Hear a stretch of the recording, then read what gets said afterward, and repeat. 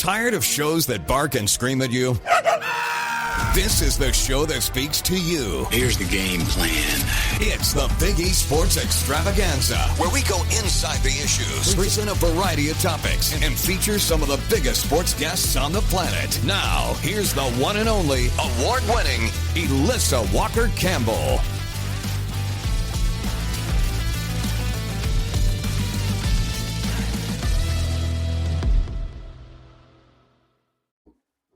Elissa Walker Campbell, welcome back to the Big E Sports Show. And as we get ready for Week 16 of the NFL season, it is an absolute honor to be joined by one of the true legends of sports broadcasting. Lesley Visser has broken barriers for more than 4 decades, covering the NFL at the highest level for CBS Sports, reporting from Super Bowls, Final Fours, the Olympics, and beyond. On a personal note, Lesley has been a tremendous inspiration to me throughout my broadcasting journey. Her courage, her professionalism, and just love of the game helped pave a way for so many, including myself. Lesley Visser, it is a true pleasure to have you on the program for the very first time. Oh, Elissa, I've been wanting to know, when are you going to call me? Because you have all these people on, and they're all giants. So I thank you for thinking of me. And I was just telling a friend, I've covered 40 NCAA tournaments, 40 Final Fours, and the best one was the one that your poor Cougars, what a heartbreak that they lost last year. But that Final Four, I'm sure you watched every minute of it. It was just a thriller. Yeah, and Kelvin Sampson has done just a remarkable job. We have followed his career for years, and yes, they are absolutely rolling, and we will look forward to March Madness once again. But I wanted to lead off. Here we are, as I mentioned in the open, Week 16 of the NFL season, and just when you look at today's league, I mean, what stands out to you about just how the game has evolved from the years you covered it to now what's going on right now on a weekly basis? Well, of course, so many of the rules have changed that, it used to be that a defensive back could be an assassin with a receiver going across the middle, and they've softened up the rules. The offense is so exciting now, which, of course, we've seen in the last few years between the Chiefs and the Patriots. And Matthew Stafford is ageless. I don't quarterback would have lasted that long. I started covering the NFL in 1976, and the game, the training wasn't the same, the nutrition wasn't the same, but and a lot of players didn't last as long as they do now. But it's so exciting, and I think it is the dream of not parity, but that it really can happen. I mean, look at your own Texans, right? They started out 0-3, and here they are headed for the wild card. So it truly is. The games are just nuts lately. Absolutely. Well, and I was looking at your memoir. It is titled, Sometimes You Have to Cross When It Says Don't Walk. And your advice famously came from your mother. How did her voice guide you when doors felt firmly closed early in your career? How did you break those barriers? Well, thanks for mentioning that. Yeah, my mom was a teacher, and we moved quite a bit when I was a kid, and we were living in Cincinnati. Guess I was about 2 years old. And my mother, the teacher, said, "Oh, honey, what do you think you want to do when you grow up?" And I said, "I want to be a sports writer," which, of course, did not exist for women.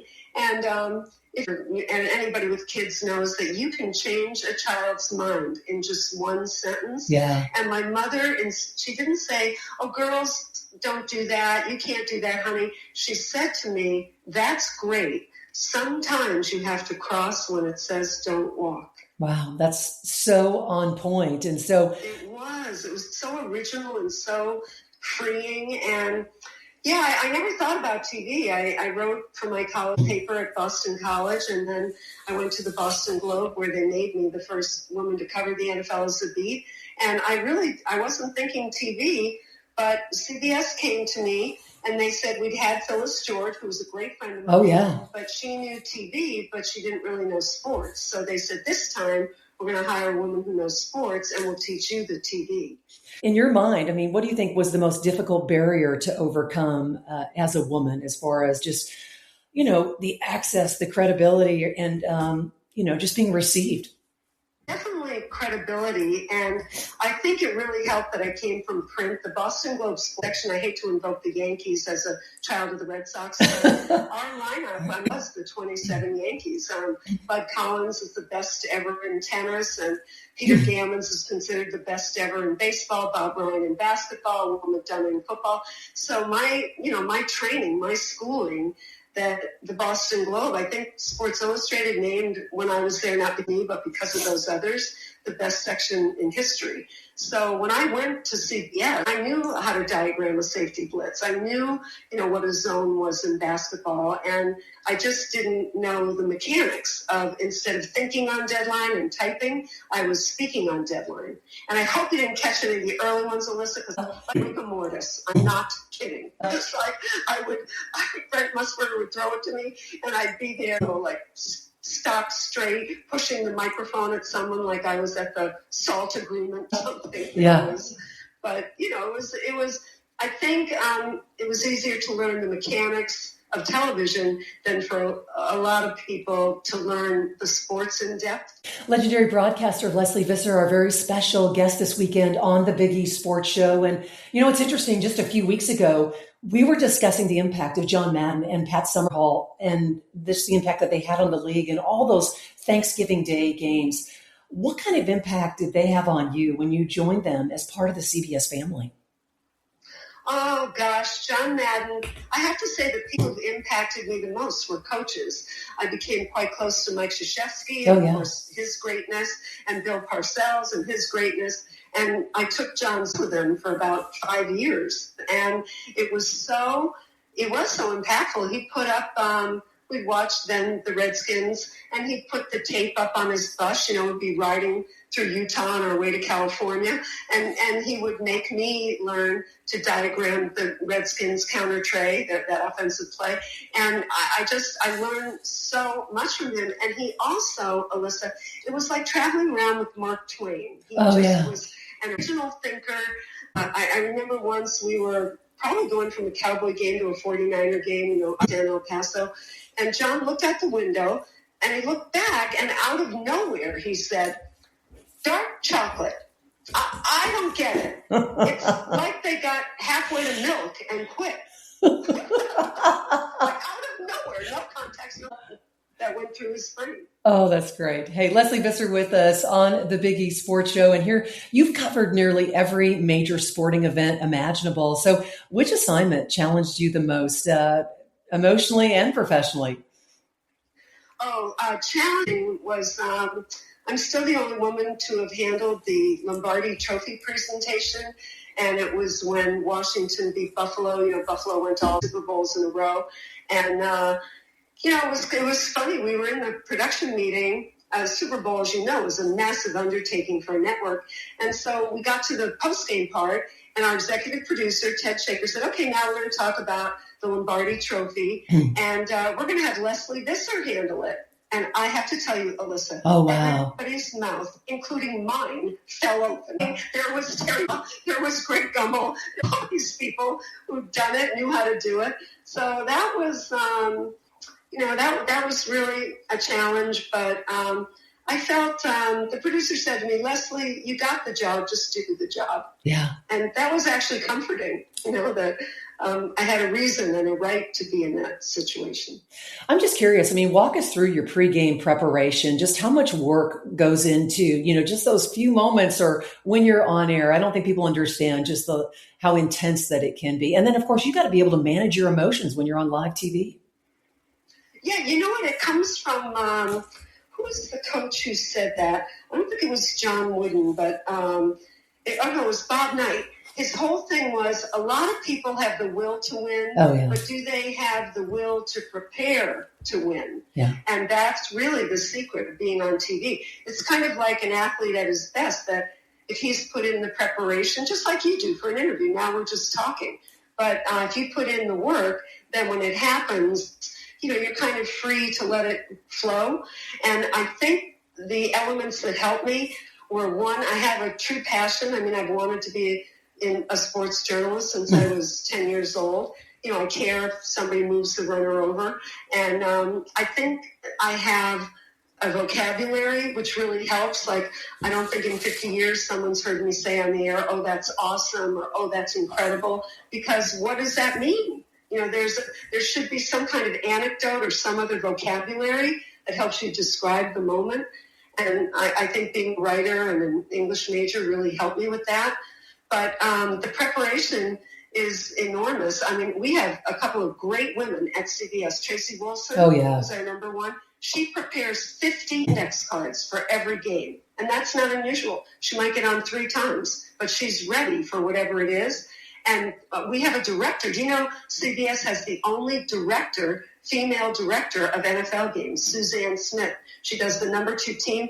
Anytime you see Ian Eagle and J.J. Watt, Suzanne Smith is the director in the truck. So everyone is seeing that game from the shots she picks. Well, and the landscape has just changed so much for women in broadcasting. I mean, when I was first breaking into the business, I looked to a handful of women. Yeah, it was.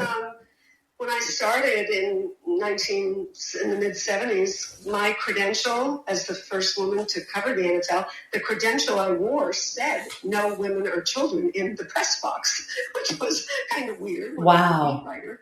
But it definitely, I love seeing all these women because I know, well, yourself, I mean, you might make it look easy, but it took a lot to get to where you are doing what you're doing. Yeah. Well, Lesley, I asked you earlier, just, overcoming some of these barriers. And in your book, I mean, you share a story, about Red Auerbach and that you were not allowed into the locker room. Is that right? Oh, yeah. No, the NFL locker rooms, I was in the parking lots for the first 5 years I covered the NFL. And which is, probably it made me a better journalist because I had to do it 100% myself. A lot of times you go to a locker room, somebody just sticks the mic in and other people are asking questions. But you also miss things. The place of business after a game is in the locker room. Yeah, and so Red Auerbach, which was so weird, I was married to the great Dick Stockton. Oh, yeah. And it was so weird because Red Auerbach and Bill Russell actually came to our wedding. Not to how, in Boston, it was like, no one cared that Dick and I were getting married. It was like, oh my God, is that Bill Russell over by the shrimp bowl? It was like crazy. So here, Red had come to our wedding, and I was just doing sidebars, so I covered a lot of Celtic games, and so it was maybe a month after it, he wouldn't let me in the Knicks Celtics post-game locker room. Wow. Yeah, it was crazy, but I really tried to look at it like it was unusual for them too to have a woman around. It was an evolution, and I wasn't a storm the barricades kind of person. So I just said, look, I have a credential. Went to David Stern. He worked it out. So I think on balance, I just have I have scar tissue, but I have greater memories than the scar tissue. Yeah. If a young woman is listening in and has dreams of, and aspirations to go into sports broadcasting, I mean, what would be some of just the important advice that you would give her? Well, I mentioned passion before, because if you don't have passion, I think you get angry, someone else got an assignment or someone made more money. I think you have to have knowledge. Do you know what you're looking at so that you can describe it? And the third thing is, and I say this with the view of now 5 decades, that you have to have stamina, because I don't know if you've ever hit a speed bump, Elissa, but the Ferris wheel goes up and the Ferris wheel comes down. Right. So, it's not always going to be presenting the Lombardi Trophy. So I think if you have that, you have perspective, and you really need to make a memory of what you're doing, because I tell people I don't have $1 billion, but I've had $1 billion life. I stood at the 50-yard line interviewing the coach before a Super Bowl. CBS sent me to the fall of the Berlin Wall. So I really think it's also important to make friends and memories along the way. Yeah. And if you could sit down with your younger self, just starting out, what would you tell her? What would you tell yourself? I'd say that I was an authentic role model for people, but inside I was just so, I made it a bigger burden than it probably had to be. I felt like I was representing all women at the time. We used to laugh with those first women you were mentioning, that when we weren't on each other's Christmas card list, oh my God, there are so many more women, because I do think, not just me, but I think we all felt that pressure in the beginning, and it probably were young, and I don't know if that helped us.